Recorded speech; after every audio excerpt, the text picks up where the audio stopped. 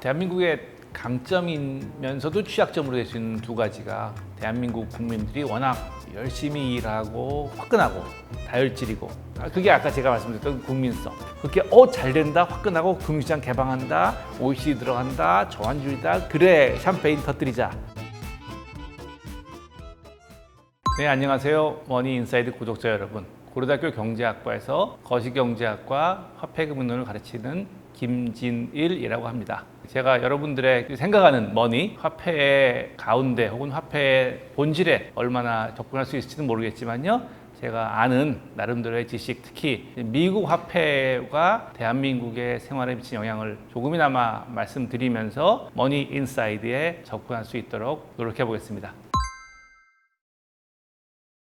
제가 92년에 유학을 가서 96년에 박사를 받으면서 첫 직장이 연준이었습니다. 그래서 2년 동안 근무했고요. 한국은행으로 비유해서 말한다면 한국은행 조사국의 모형부라고 있습니다. 그건 뭐냐 하면 경제를 모형으로 만들어서 보통 수식, 방정식을 가지고 모형을 만듭니다. 연립방정식으로 가지고. 그런 만드는 그룹이 있는데요. 제가 공부한 게 그런 전공이어서 미국 연준에서 미국 모형을 만드는 부서, 그래서 모형을 사용하는 부서에서 일을 2년 동안 했고요. 거기서는 모형 중에서 투자 부분을 담당하는, 박사 받자마자 진짜 그야말로 초짜 이코노미스트로서 얼마나 알았을지 모르고 지금 생각하면 참 저도 거의 아는 게 없었는데요. 그래서 한 2년쯤 근무하다가 98년에 외국인들이 전부 다 그 연준을 떠나야 되는 그러한 일이 있었습니다. 그리고 2003년에 다시 연준에 취직을 하게 됐습니다. 다시 또 한국은행의 비유를 든다면 한국은행 통화정책국에서 요즘 이자율 가장 관심이 많은 이슈 아닙니까? 그 이자율 정책을 어떻게 펼치는지를 앞에서 제가 말씀드렸던 경제 모형을 이용해서 분석을 해서 이자율을 빨리 올릴 때 장단점은 이런 게 있습니다. 요즘은 그런 게 가장 중요하겠죠. 아니면 또 2, 3년 전은 이자율을 천천히 올릴 때 장단점이 무엇인지 그런 걸 시뮬레이션을 통해서 분석을 해서 통화정책을 결정하는 우리나라 말하면 금통위원, 미국은 FOMC 참가자들에게 제공하는 그런 역할을 했었습니다. 제가 한 것 중에서는요, 이제 제가 고대 1년 전에, 그러니까 한국에 오기로 그때는 마음 먹기 이전이죠. 당시 연준 의장이었던 벤 버냉케 의장에게서 저한테 직접 오른 건 아니고 저희 이제 국장님한테 일이 떨어져서 2010년 1월에 전미경제학대에서 연설을 해야 된다. 그래서 연설문을 좀 준비해 달라고 해서 이제 반년 혹은 9개월 정도 그 연설문을 7명이 준비한 적이 있습니다. 그거를 한국은행 총재가 연설을 하시면 부총재보한테 부탁하고 부총재보가 국장 한 2명한테 부탁하고 그러면 팀장 5명이 들어가고 이코노미스트 15명이 그런 식으로 그룹이 돼서 하는 것이고 그게 또 상당히 그 당시로서는 굉장히 이슈가 있었던 게 글로벌 금융위기 직후 아니었습니까? 그런데 글로벌 금융위기가 미 연준의 통화정책, 특히 너무 낮은 이자율 때문이냐 아니냐라는 논쟁이 있었고요. 그런 논쟁을 한번 우리가 직접 해보자. 그러니까 요즘에 예를 들어서 반성문 쓰기 유행하지 않습니까? 왜 과연 중앙은행은 인플레이션 컨트롤에 실패했는가? 크루그만도 반성문을 썼고 뉴질랜드 중앙은행 전임 총재도 반성문을 쓰고 그렇게 했었는데요. 그 당시는 이제 왜 과연 글로벌 금융위기가 왔고 그 과정에서 이자율 정책이 잘못됐는지 아니면 금융 감독이 잘못됐는지 그 부분을 한번 분해해 보자고 하는 게 당시 벤 버냉키 연준 의장의 큰 관심사였습니다.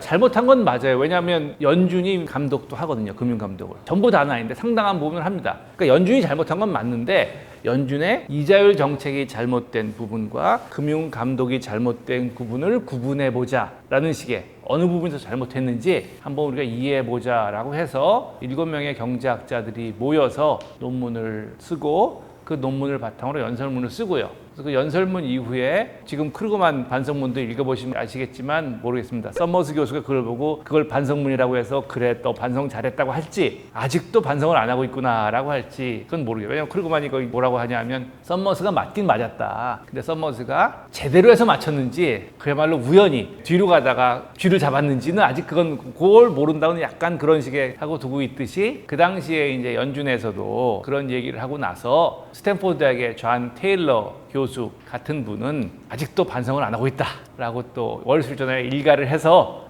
제가 1월 초에 휴가를 받고 쉬고 있다가 월스트리트저널의 논설인가요? 사설인가가 나는 바람에 또 갑자기 끌려나가서 그거에 대한 반박문 빨리 쓰자. 그래서 또 끌려나간 적도 있습니다.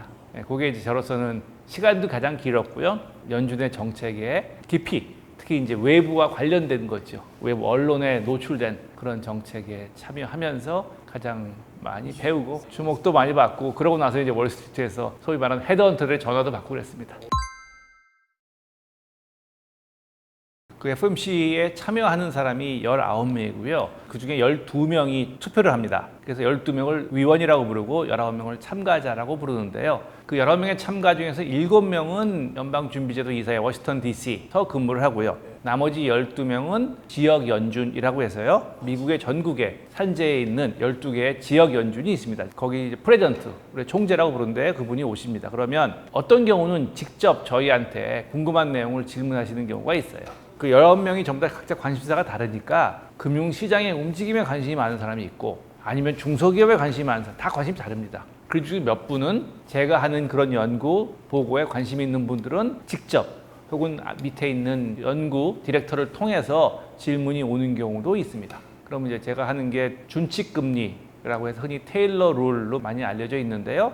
금리를 결정하는 몇 가지 준칙들에 대한 연구, 혹은 최근에 이슈화된 중립금리, 어느 정도의 금리가 적절하냐, 그리고 최저금리, 그런 세 가지의 보고서를 썼었는데요. 그 보고서를 가지고 그 연준의 FOMC 참가자들에게서 직접 연락을 받아본 적도 있습니다.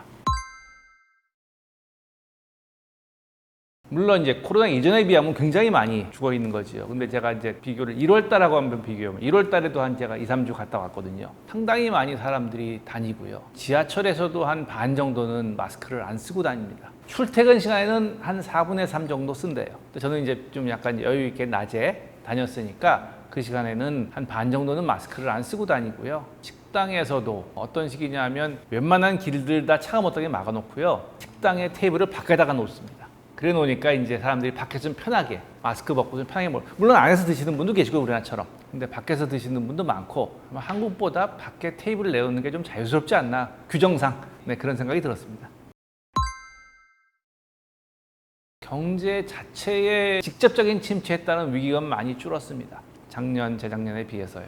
그런데 이제 인플레이션이 생기면서 연준이 저렇게 갑자기 이자율을 많이 올리면서 그에 따른 침체, 그러니까 의도된 침체죠. 왜냐하면 지금 너무 경제가 코로나 이후에 빨리 회복이 되다 보니까 소위 말하는 보복 소비가 여기저기서, 여행 마찬가지고요. 제가 다녀보면서 공항, 인천공항도 물론이지만 뉴욕으로 들어갔다 왔는데요. 뉴욕 JFK 공항이 1월에 비해서 훨씬 더 바쁘고요. 저 느낄 수 있어요. 일단 줄 서는 게 길어졌으니까요. 그러면서 미국은 이제 굉장히 이제 막 다시 거꾸로 너무 타오르고 갑자기 타오르니까 중앙은행이 인플레이션을 좀 잡아야 되는, 그래서 중앙은행에 의해서 의도된 침체가 오는 것이 아니냐, 그런 생각을 하고 있는데요. 뭐 인플레 잡기 위해서 우리가 부담을 할 수밖에 없는 그런 부분입니다. 한국 경제의 특징이라고 하면 사실 대한민국이 지난 전쟁 이후에 가장 빠른 시간에 성장한 나라고요. 그리고 실제로 원조를 받다가 원조를 주게 된 유일한 나라입니다. 그런 측면에서 대한민국의 발전이 상당히 빨랐고, 그 과정에서 물론 97년, 8년 외환위기를 겪긴 했지만 또 그 또한 비교적 빨리 극복을 했고요. 왜냐하면 그런 위기를 겪고서는 그야말로 회복을 못한 나라도 많이 있거든요. 그런데 그게 온 것 중에 하나가 이제 대한민국의 역동성이라든지 뭐 대한민국 인적 자본의 우수성, 물론 당연하고요. 근데 그러면서도 또 이제 운이 좋았다는 것도, 운이 좋다는 게 무슨 말씀이냐 하면 세계 시장의 움직임을, 운도 실력이라고 말하는 게 세계 시장이 우리나라에 맞았냐, 우리나라가 세계 시장에 맞췄냐, 그건 뭐 이제 와서 뒤돌아보면 별로 의미가 없는 얘기인데, 아무튼 잘 맞아서 세계 시장에서 대한민국이 초창기에는 두 번째로 큰 수출품이 뭐냐면 가발인 적이 있었습니다. 우리나라가 옛날에 젊어서 기억이 안 나시겠지만 조개 껍질 삽니다, 머리카락 삽니다. 그때 대한민국이 전 세계에서 가장 싸게 수출할 수 있는 게 가발이었던 거죠. 거기서부터 시작해서 전 세계 시장에 잘 맞춰서 여러 가지를 수출해서 지금은 이제 뭐 자동차, 반도체까지 오면서 잘 맞춰서 이만큼 대한민국이 성장한 게 사실이고요. 그런 다이나믹한 측면, 그리고 개방된 측면이었죠. 어떻게 보면 그러한 개방 경제, 수출 주도형 경제가 가장 모범적으로 성공적이 된다, 이렇게 해도 보장이 있었던 것도 아니고요. 당시에 대한민국으로서는 그 당시에 정권에서 한 큰 리스크인데 성공한 거죠. 그런 측면에서. 그래서 지금 이만큼 우리나라가 뭐 젊은 분들 무슨 포 하면서 힘드시는 건 잘 아는데 그럼에도 불구하고 이만큼 성장할 수 있었던 계기가 된 것이었죠. 그렇다 보면 또 약점은 뭐냐면 그렇기 때문에 97년, 8년 외환위기도 한국의 개방 이후에 그런 위기를 겪었듯이 지금도 우리나라가 뭐 전 세계 금융시장에 ATM 기계라는 소리를 듣지 않습니까? 그게 뭐냐 하면 전 세계에서 돈을 돈 좀 가지고 빼야 돼 하면 한국이 제일 빼기가 쉬운 나라 중에 하나입니다. 거꾸로 그만큼 들어오기가 쉬웠다는 얘기죠. 왜 잘 들어와요? 나갈 수가 있으니까 들어오죠. 저희도 은행에다 예금을 하는데 필요할 때 ATM 기계 가서 빼야지 필요한데 ATM이 망가질 기계 돈 안 갚을 은행 아무도 얘기만 안 할 거 아닙니까? 물론 ATM이 많이 있느냐 우리 집 바로 앞에 있느냐 그것도 중요하지만 못 빼버리면 지금 그래서 돈을 들어갈 수 있어도 못 나오는 나라 많이 있습니다. 중국은 들어가면 나오기가 우리나라보다 훨씬 힘듭니다. 그러니까 중국이 잘 안 들어가죠. 그래서 우리나라가 그런 식으로 전 세계에 큰 흐름이 있었을 때 돈이 잘 들어오기도 하지만 잘 들어온다는 얘기는 잘 나갈 수 있다는 얘기죠. 그게 인생이라는 게 장점만 있는 건 없죠. 그게 동아시아에서 97년에 돈이 빠져나간 거였고요. 이번에도 이제 미국의 금리를 저렇게 올리면서 다음에는 얼마나 올릴지도 뭐 모르지만 그렇게 되면 돈이 미국으로 몰려가고 다른 나라에서 빠지는 건데 어느 나라에서 빠지느냐. 그게 전 세계에서 골고루 빠진다. 그럼 제일 좋은데 세상은 그렇진 않습니다. 왜냐하면 골고루 빼려면 힘들거든요. 그렇지 않습니까? 은행을 5개 있는데 5군데에서 10만 원씩 빼지 않습니까? 한 군데에서 50만 원 빼죠. 다니기 힘드니까. 그런 식으로 세계 시장도 그렇습니다. 한두 나라에서 확 빼버립니다. 거기 걸리면 팀에 장사 없습니다. 아무리 돈이 많아도 전 세계에서 맘먹고 빼면 그만큼 돈 있는 나라는 없거든요. 그게 안 걸리도록 노력을 하는 것이 국가의 의무고 정부의 의무고 한국은행이나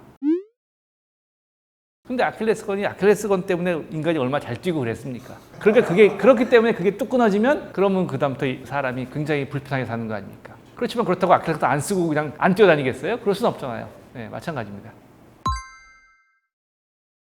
일단 한국의 DNA에 대해서 여러 가지가 있는데 제가 생각하기에 경제학을 하면서 혹은 미국 생활을 하면서 느낀 두 가지 관련이 있는지 좀 모르겠는데 하나는 흔히 얘기하는 대로 굉장히 한국 사람들이 이제 혈기왕성하고 네, 화끈하고 남유럽, 이태리, 특히 남이태리, 스페인 비슷한 네, 그런 나라들 아니면 남미 다들 이제 축구 잘하는 나라들이죠. 네, 그런 나라들이 그렇게 있어서 또 흥분 잘하고 잘 꺾이고 그게 이제 아까 말한 좋게 말하면 다이나믹한 거죠. 화끈하고 확 들어가고 잘하죠. 극단적이고요.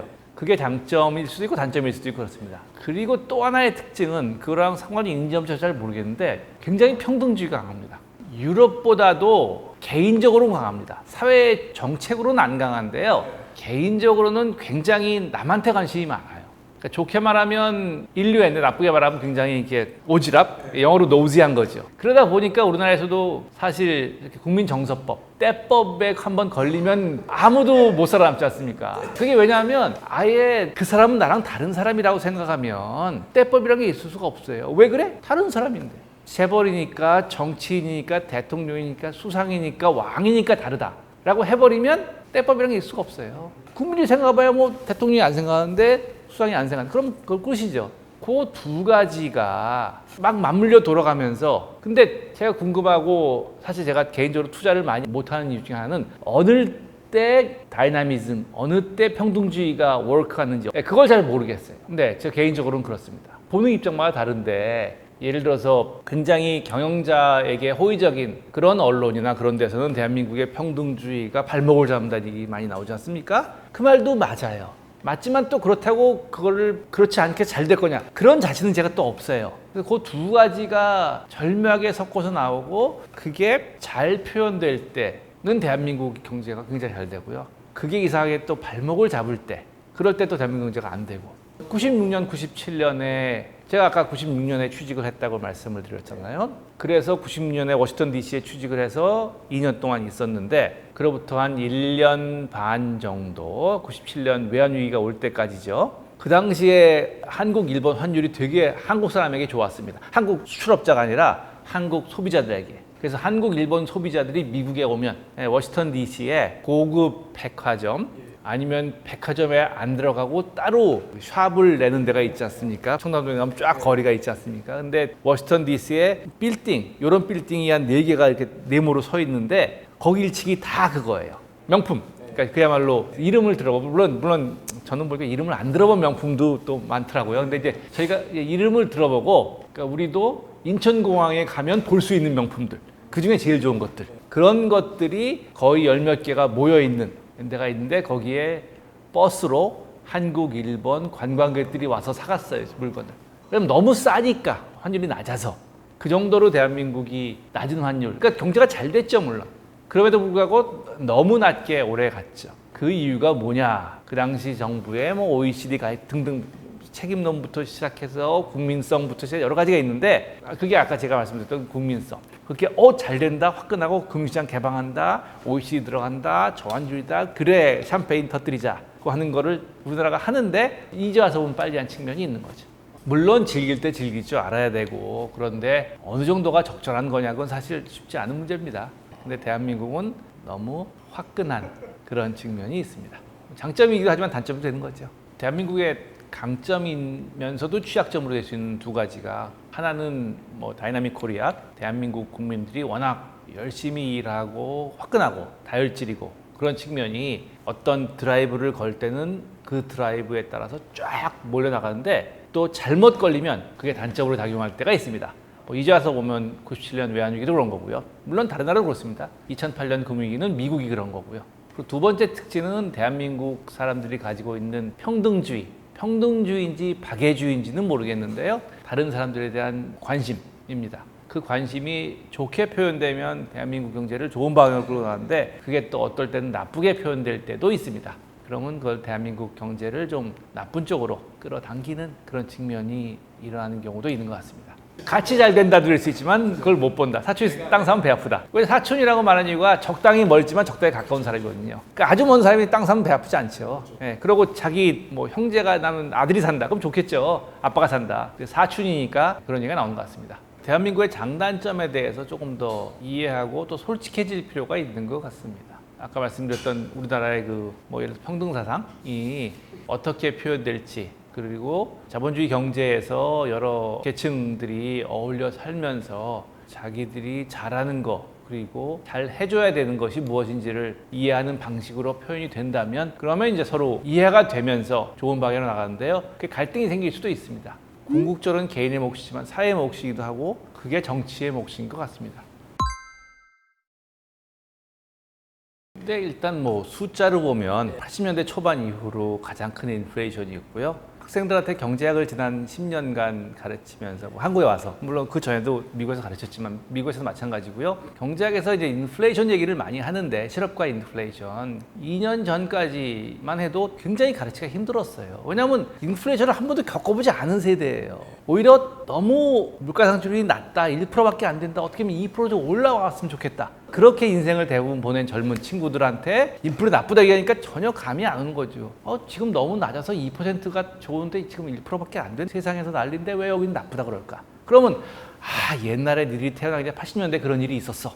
그래서 근데 경제학자가 아직 거기서 안 바뀐 거죠. 다행인지 불행인지 모르겠으나 또 한 번 인플레이션가 온 거죠. 지금 물론 숫자로는 80대 초반만큼은 아니지만 썸머스 교수 등이 얘기하듯이 그때보다 더 심한 거다. 그때랑 그야말로 인플레를 계산하는 방식이 바뀌어서 그렇지 지금 것을 옛날 방식으로 계산하면 그때보다 더 높다. 그게 썸머스 교수가 몇 명 경제학자 계산을 해서 한 것입니다. 썸머스 교수의 그 논거에 따르면 그 당시와 지금은 인플레를 계산하는 방식이 다릅니다. 어떤 게 물가지수에 들어가는지 어떤 게 안 들어가는지 주택, 우리라면 전세, 월세를 어떻게 집어넣는지에 따라 얘기가 다르고요. 그거 말고도 굉장히 다른 게 많습니다. 우리가 생산한 재화에 대한 가격인데 생산이라는 게 뭐고 재화가 무엇이고 용역이 무엇인지에 대한 것이 상당히 많이 다르거든요. 네, 그러다 보니까 하나는 사과고 하나는 오렌지다. 그래서 그때의 숫자와 지금의 숫자를 비교하면 안 되고 그때의 숫자를 지금처럼 계산하고 치환을 해서 보면 오히려 지금이 더 심각한 인플레이션이다 라고 썸머스 교수는 얘기하고 있습니다.